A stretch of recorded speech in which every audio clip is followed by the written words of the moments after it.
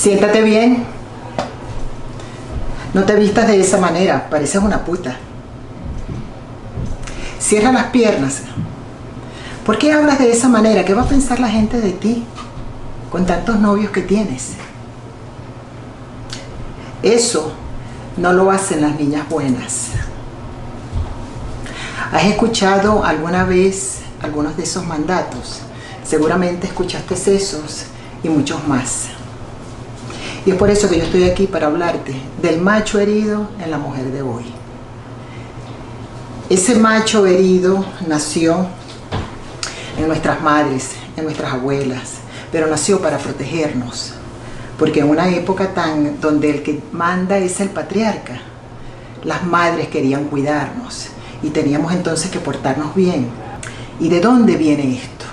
Hay pruebas en el Paleolítico, hay pruebas en el Neolítico, donde se les rendía tanto honor a la diosa, a la mujer per se, y se fue perdiendo, y no se sabe exactamente en qué momento, pero lo cierto es que el patriarcado fue entrando, se instauró, y por supuesto llegó la dominación masculina. Nosotras podemos decir que la historia no nos ha tratado bien, la cultura no nos ha tratado bien, ni siquiera la religión ha sido benevolente con nosotras. Tanto es así que cuando pensamos en un Dios hombre, pensamos en algo magnánimo, divino. Pero cuando pensamos en diosa, pensamos en Afrodita, en Marilyn Monroe o las Kardashian. Así de tergiversado tenemos nosotras los conceptos.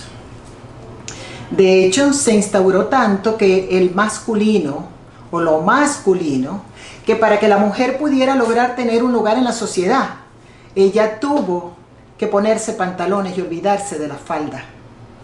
Y las mujeres famosas en la historia, como Amelia Earhart cuando atravesó el transatlántico, o Marie Curie cuando se ganó el premio Nobel en química. Generalmente las mujeres famosas en la historia fueron por logros considerados masculinos. Y yo te invito a que pienses un poquito en cuáles son las mujeres que han sido reconocidas por su fuerza femenina.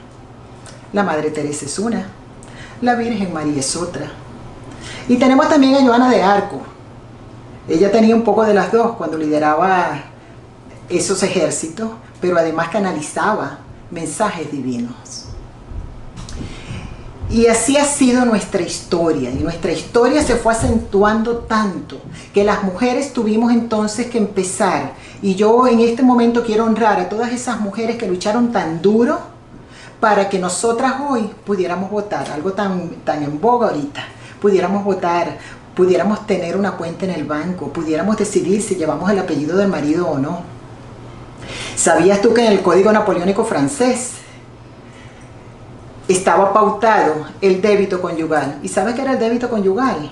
Que el hombre nos daba el apellido, nos daba techo, nos daba protección, nos daba comida, pero a cambio él podía tomar a la mujer cuando él quisiera.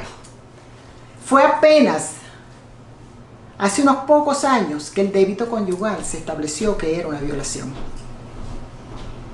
Entonces, ¿cómo nosotras no íbamos a adoptar una energía masculina? Fue lo que tuvimos que hacer para que nosotras pudiéramos llegar al lugar en el que estamos hoy. Pero lamentablemente, muchas mujeres se han quedado allí, ignorando, abandonando el poder y la fuerza que tiene lo femenino sagrado. Lo femenino sagrado es tan o más fuerte que lo masculino. Y yo uso una metáfora que dice, las mujeres nos pusimos los pantalones y se nos olvidó llevar la falda. Pero lo cierto es que nosotras tenemos que honrar esa falda, porque son dos polaridades que tenemos y que es nuestra responsabilidad balancearlas. Lo masculino es lo que piensa, lo que analiza, es estructurado, va dirigido a un fin. Lo femenino nutre, lo femenino es intuitivo, lo femenino es emocional, lo femenino es sentimental. Y podríamos hasta hacer un resumen en decir que lo masculino es la tecnología y que lo femenino es la espiritualidad. Dime tú, ¿cuál es mejor que la otra? Ninguna. Ninguna. Pero eso tiene que empezar contigo, mujer. Si tú tomas un curso de crecimiento personal, donde va a la mente, donde hay una estructura, eso es energía masculina. Hay que ponerle la emoción, porque no se puede sanar aquello que no se puede sentir. Entonces yo te invito a que pintes, tejas, bordes, dedícate un poco al jardín, haz todas esas cosas artísticas que te van a activar mucho más ese poder que tiene lo femenino. Lo femenino es sabio, lo femenino es profundo, lo femenino es decidido también, pero también es amoroso, también es tierno y sobre todo compasivo, algo que definitivamente estamos necesitando tanto hoy en el planeta. Yo te invito, mujer, a que encuentres un balance. No te vayas a un lado o al otro. No quieras llevar unos pantalones que no te pertenecen. El poder para ser mujer está en la falda, está en tu útero, está en honrar esa falda con gala y no en unos pantalones que no te pertenecen, porque tú lo que tienes son ovarios grandes, no bolas. Así que no me jodas. Honra tu feminidad y lo sagrada que ella es.